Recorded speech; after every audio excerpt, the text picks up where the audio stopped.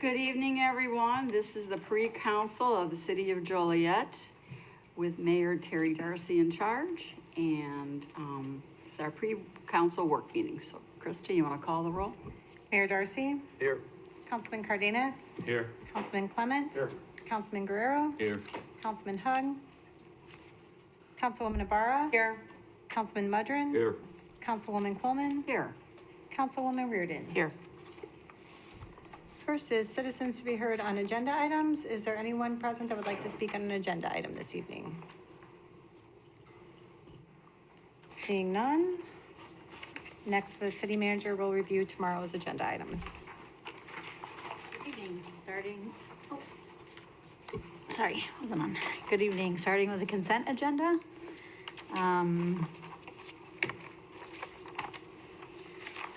Invoices to be paid. Council Memo 17924, position vacancies. This will be discussed before the full council votes on this tomorrow. However, it's adding one utilities clerk position in the public utilities department, a 440 position. Any questions about that? Okay. Council Memo 18024, award of contract to Granagus for website services in the amount of $30,888.79. Council Memo 18124, award of contract to Tyler Technologies for an in-depth investment assessment in the amount of $43,200. Council Memo 18224, award of contract to Tyler Technologies for PACE Premium Training Services in the amount of $51,000. Can I stop you just a quick question on that one for Sure. Chris?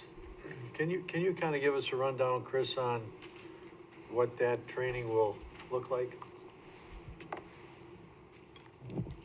Yes, Mayor. So the PACE training is a way to, is individual training days, and we can use it as we see fit. A great example of this is when we brought on a new payroll clerk. We needed to give her proper training, and we actually got we used an entire PACE training day so that an actual trainer from Tyler Technologies did an online training session for the full day and walked her through the whole program and how it works. And we anticipate using this throughout the year to train various people and to retrain people who have, as the technology evolves, it allows them to get additional training on new features and other things of that nature. So does that kind of tie into the 18124, that's the utilization assessment? That is Then correct. tell us what training we need to do to kind of get somebody up to speed? Absolutely, Mayor. So the assessment, in-depth assessment is, we've had the Tyler Technologies products here for almost a decade now. And this is allowing us to review everything that has been implemented up to this point and ensure that we're actually getting the full value of the product. And they'll come in, they help us walk through. They'll be interviewing pretty much every department in the city throughout all of the core systems. Okay, thank you.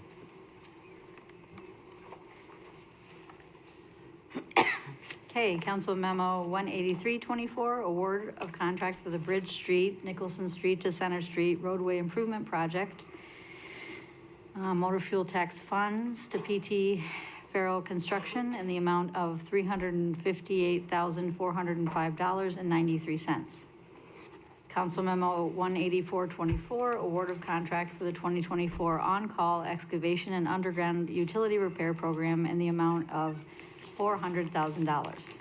Council Memo 18524, award of a contract for the 2024 utilities restoration program in the amount of $600,000. Council Memo 18624, request for authorization to pay Starcom user fees. This is for police radios. Council Memo 18724, change order number 1 for the sidewalk vault improvements at 102 North Chicago Street, 175 North Chicago Street, 2 Clinton Street to Lindblad Construction in the amount of $297,613.40. Council Memo 18824, change order number 2 for the Joliet Ottawa Water Main Improvements Project to Trine Construction Corp. in the amount of $117,267.41. Council Memo 18924, change order number 4 for the Plainfield Road Black to Center Water Main Improvement Project to Trine Construction Corp. in the amount of $68,471.17. Are there any questions before we moved on to agenda items? Mayor? Yeah. I had a question. Greg, we kind of discussed with the vault change order. And it was discussed that there's two service lines that will replace, and the building owners aren't in the position to replace it right now, but that we need to do it to continue the progress going forward. Something about, it just dawned on me that we don't want to go, improve the, reinforce the vault and so forth, and then later come back and have to dig it up. Well, if there's a rupture in that service line, they'd have to, wouldn't they? They potentially would, yeah. So why don't we just do it that way? I'm curious. And then they can pay to repair their own service line once it happens. I guess, I don't think we would want to excavate a newly constructed sidewalk and streetscape. That was kind of the thought. I'm gonna get more information on this. Okay. I'll be more prepared to talk about it tomorrow night, but there was, I think, a total of 3 services that we were looking at, and potentially one of them might have been lead service, so I'll have more information for you for tomorrow night. And if it's a lead service replacement, we can actually do that as part of the loan/grant program from the IEPA, yes? Yes, that's accurate. All right, if you can give that tomorrow, I'd appreciate it. Thank you, Mayor. Yes. Yep, thank you. Mr. Mayor. Yeah, Joe. Fred, can you give us the, procedure or protocol when change orders come in? Obviously, they bid it out, right? It's granted, it's approved up here. And then when change orders come in, what's the process from the contractor through the city? Do we send somebody back out to double check what the change order should be, or? Yeah, typically, we would have a city employed inspector or a consultant work as an inspector on the project. So we would just take their word for it. It would be inspected. We'd confirm that the work was required. In a lot of cases, these are decisions that have to be made immediately when you encounter something, but it would always be with approval of an inspector who's on site reviewing the work at that time. Yeah, the general public probably sees change orders and it never looks good, right? We're always changing things, so I'm glad that we have some oversight on it, so. We do, and in cases like Chicago Street, for instance, that's probably one of the oldest streets in the city. There's a lot of underground infrastructure there that we're aware of, but there's also stuff there that we encounter that we have no records of because it's been installed so long ago. So when we encounter things like that, in order to keep the construction moving forward, we have to make a decision, but it would be with oversight by a city employee or a city consultant. Thank you. Thanks, Mayor. Thank you. No further questions. Moving on to licenses and permit applications. The Deputy Liquor Commissioner will provide an overview of the 2 liquor license items. Mayor, City Council, item number 191-24. An application is being asked for issuance of a Class B liquor license at 3000 West Jefferson Street, Semino's at the Park. A Class B license authorizing the sale of alcohol for consumption on premise. The applicants have a restaurant already in Joliet for nearly 50 years and opening a new location at the Joliet Park District. The Liquor Commissioner is recommending approval of this license. Item number 192-24 is an application for an issuance of a Class B liquor license at 2771 Black Road, the Irish Quarter Cantina. A Class B license authorizing the sale of alcohol for consumption on premise. The applicant has over 15 years of restaurant business and is planning on opening a new restaurant bar. The Liquor Commissioner is recommending approval of this license. Any questions? Is anybody familiar with this Camino's? Have you ever heard of this business? I was a little nervous when I saw the Italians want to open another one, but. There you go. Watch it. They'll probably be okay. Good. Every Saturday night, we get the pizza from there, so. Yeah, Thank you. thank you. Moving on to ordinances and resolutions, Council Memo 194-24, ordinance amending and retitling Chapter 9, Emergency Management Agency of the City of Joliet Code of Ordinances. We do have our Emergency Manager Director, Lasky, here today if anyone has questions, or also Regis. Happy to speak on it. Okay, great, thank you. Good evening, Mayor and Council. The reason we're asking you to review and amend and retitle the current ordinance is if you had a chance to review the old ordinance versus the proposed, it is woefully outdated. The last time it has been addressed was 1977. A lot of the verbiage, nomenclature, policies and practices, including the state statute, are no longer in effect. So what we've done is we've gone through and put together a best practice package as well as the current state statute to reflect emergency management as it is today. Questions? Thank you. Thanks for coming, Greg. Yeah, thanks, Greg. Okay, Council Memo 19524, ordinances and a resolution associated with Lakewood Prairie Subdivision Unit 4. Petitioners here. If there are any questions? I do have a couple questions. So these are going to be townhomes, Yes, ma'am. because I was trying to verify that this morning. And also the neighbors that live to the subdivision just to the east of that property, I was told that the neighbors were okay with that, but last couple of years ago, they were not, because they're supposed to be apartments. So do we know for sure that the neighborhood organizations have been talked to? That there were meetings? Good evening. My name is Eric Prechtel. I'm an attorney with Rosenova and Whitaker here on behalf of Lennar.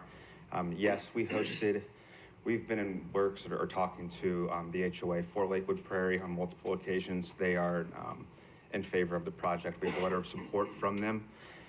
And then we also hosted a neighbor meeting. I want to say it was last August. That was open to everyone to come, and we have heard no complaints from the adjacent neighbors to the east.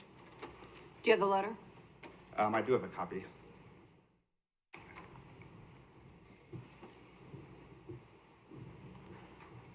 Mayor, could I ask whose district that is? It's Sherry's. Sherry? I mean, I know they had a meeting. Unfortunately, I was out of town with the night that it was held, but Because I would have gone. I didn't know that. That's why. Have you been getting any? none, not at all, not one. Thank you. Okay. Well, then, good. Thanks.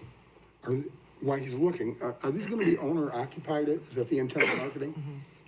Or are they gonna be rentals? Yes, these are owner Owner occupied. occupied? They're on 180 dwelling units and the 33 Okay, 33 townhome buildings. owner occupied, Councilwoman Reardon, what's your stance on this? Because Councilwoman Ibarra was correct, I would like to hear from you. I don't ever get any pushback on the owner occupied. It's always the rental, so. So you're good And with I it? literally have not had one call or email on it. So is it in your district, you good with it? Yep. Thank you. Yeah, they're selling for 300 to 350,000. 350 to 380,000 per 380. dwelling unit. Yeah.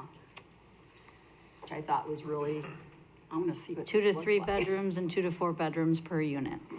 Yeah, I did read all that. I just wanted to make sure because there was so much controversy the last time. And, you know, whenever you find it, you can just give it to me. I'm okay with that. I know the district council person's okay with that, and I didn't receive any complaints. I just like to double check sometimes, okay?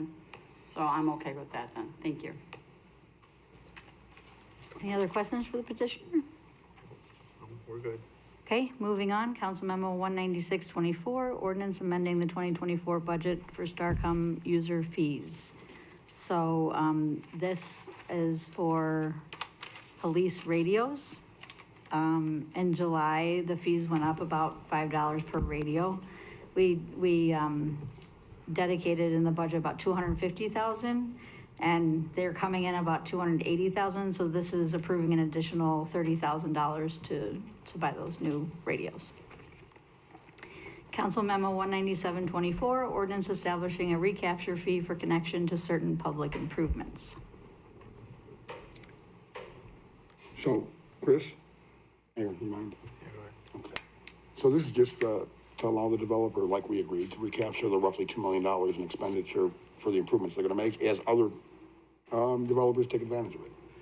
That's correct. There were intersection improvements at Laraway and Marcella So recapturable costs are the roadway improvements, water and sewer extension, and the traffic signals at the Which intersection. is roughly 2 million, 1.9 something. Their expenses were 1.9, the actual recoverable cost is around 812,000. So that's laid out in all the paperwork. So this is just housekeeping for our original agreement. And it's to make the developer whole. Okay, thank you.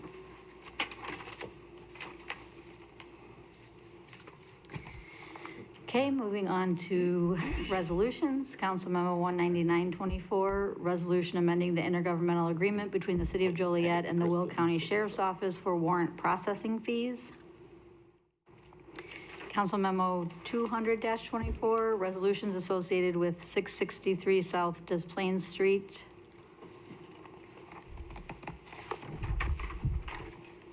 Council Memo 201-24, resolution appropriating motor fuel tax funding for the Bridge Street, Nicholson Street to Center Street roadway improvement project. Council Memo 202-24, resolution authorizing execution of an intergovernmental agreement between the City of Joliet and the Joliet Park District for the Taste of Joliet. Council Memo 203-24, resolution approving a memorandum of understanding between Heritage Corridor Convention and Visitors Bureau and the City of Joliet for the installation of electric vehicle charging stations. This item will be removed from the agenda tomorrow. We did have it in Public Service Committee to review. There was a request from those 3 council members that they needed to have more information before we could bring it back to the council. Somehow it didn't make it onto the committee agenda, and so what we're doing now is just continuing to hold it until it can come back before committee, so we can fully report it out to the full council at the next meeting. That concludes the agenda. I just wanted to make a note, correction on the record. The letter of support was for the single-family homes to the north. We didn't ask for one for the townhomes to the south. Oh, okay. So we haven't heard anything. We were never asked to get one. The reason we got one for the single-family to the north is because we were going from some of the homes, instead of being traditional homes, were ranch homes. Just for future reference, when the meeting was, did you ask for the meeting or did the homeowners ask for the meeting? For the neighbor meeting? Yeah. Or did they That have was an our evening and then request. they invite you? It was your request? Yes, Okay. we met with the HOA It's first. usually customary when you're doing something like that and it's been controversial that you invite the whole council or some, so we're having a meeting with the neighbors if you'd like to attend. Sure, So since Councilman Reardon wasn't able to be there, I probably could have been there. got it. So I would have known all that. Sure. Okay, thank you Thank so you. much. Yep. Thank you. Next is public comments. Is there anyone that would like to speak under public comments this evening? Seeing none, I did receive a request for closed session. Is there a motion to go into closed session to discuss personnel, collective bargaining, land acquisition or conveyance, pending or threatened litigation, after which the meeting will be adjourned? So moved. Second. Been motion and seconded to approve. Councilman Cardenas? Aye. Councilman Clement? Aye. Councilman Guerrero? Aye. Councilman Hug? Aye. Councilwoman Navarro? Aye. Councilman Mudrin? Aye. Councilwoman Quillman? Aye. Councilwoman Reardon? Aye. Mayor Darcy? Aye. Motion carried.